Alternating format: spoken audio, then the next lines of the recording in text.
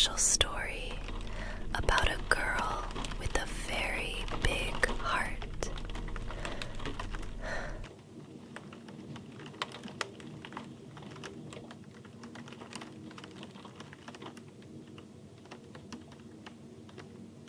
Mrs. Rachel Lynde lived just where the Avonlea main road dipped down into a little hollow, fringed with alders and ladies' eardrops, and traversed by a brook that had its source away back in the woods of the old Cuthbert place. It was reputed to be an intricate, headlong brook in its earlier course, with dark secrets of pool and cascade.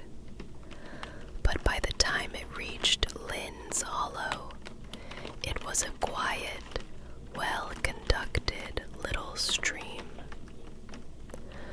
For not even a brook could run past Mrs. Rachel Lynde's door without due regard for decency and decorum.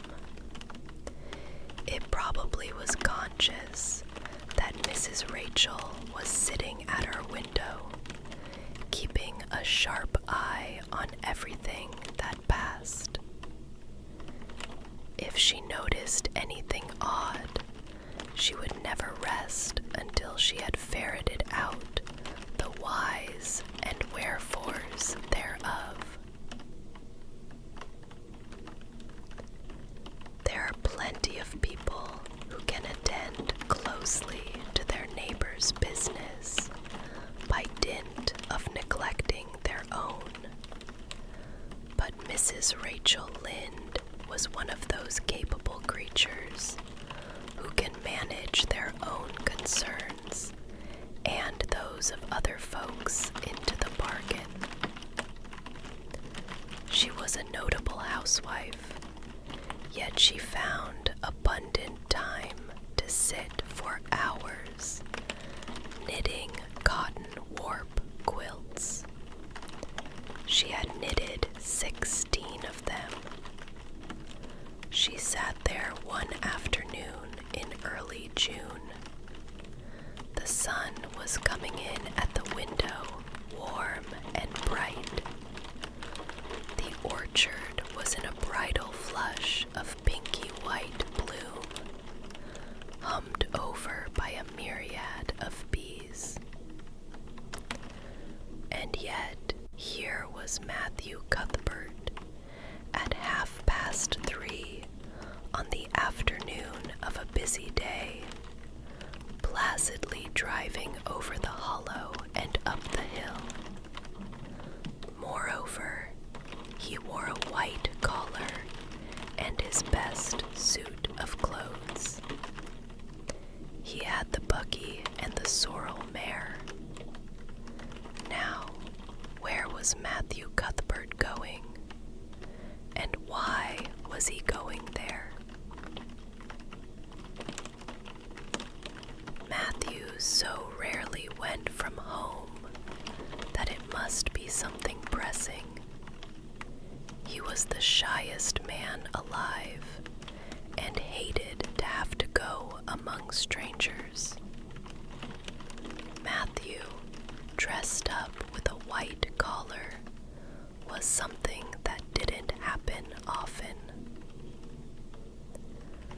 I'll just step over to Green Gables after tea and find out from Marilla where he's gone, the worthy woman finally concluded. The big, rambling house where the Cuthberts lived was a scant quarter of a mile up the road. Green Gables was built at the furthest edge of the cleared land, barely visible from the main road.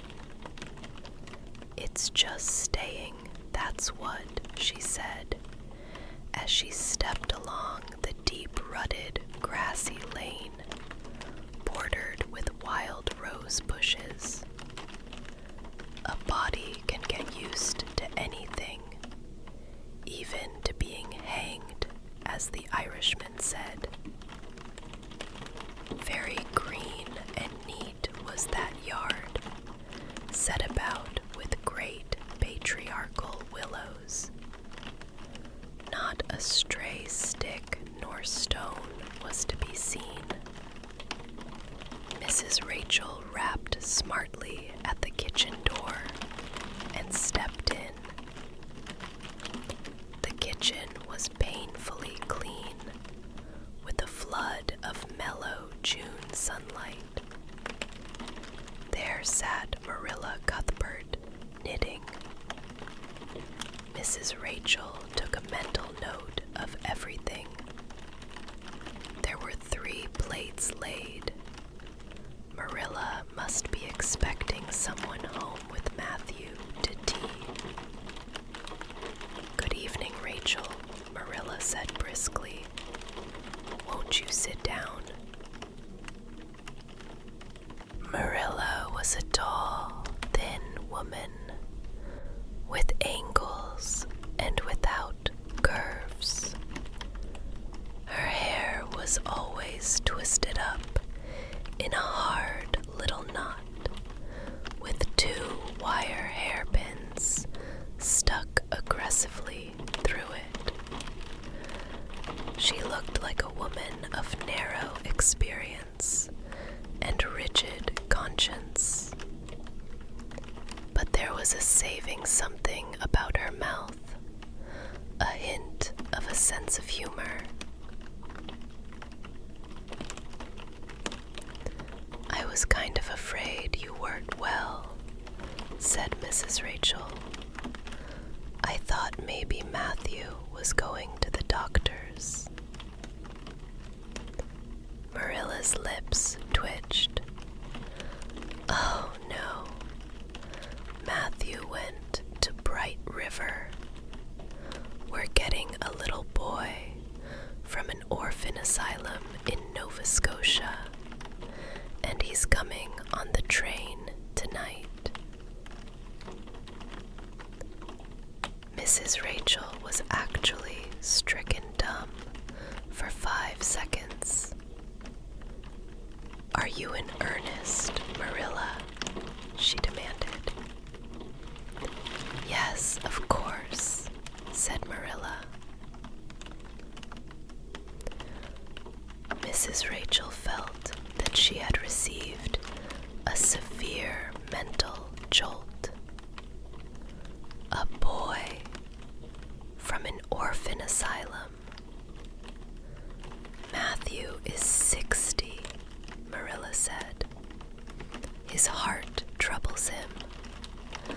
We wanted a native-born boy, about 10 or 11, old enough to do chores, young enough to be trained.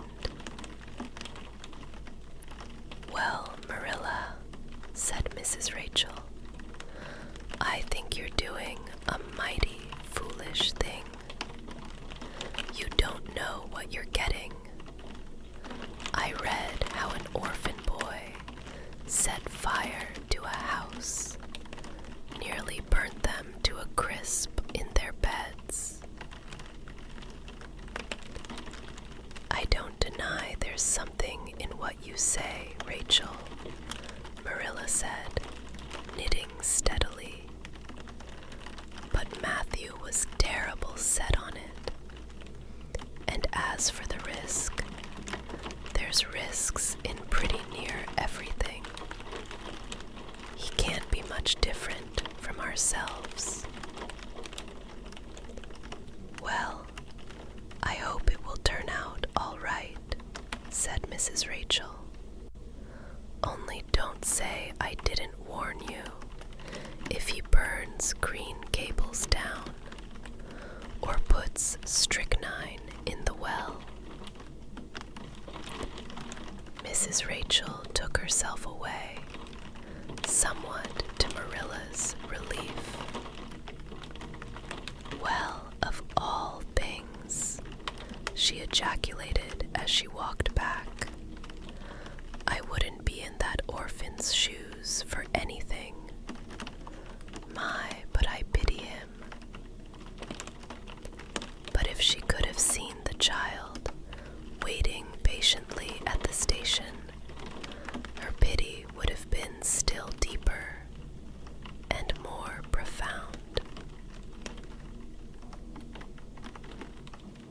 that's the end of chapter 1.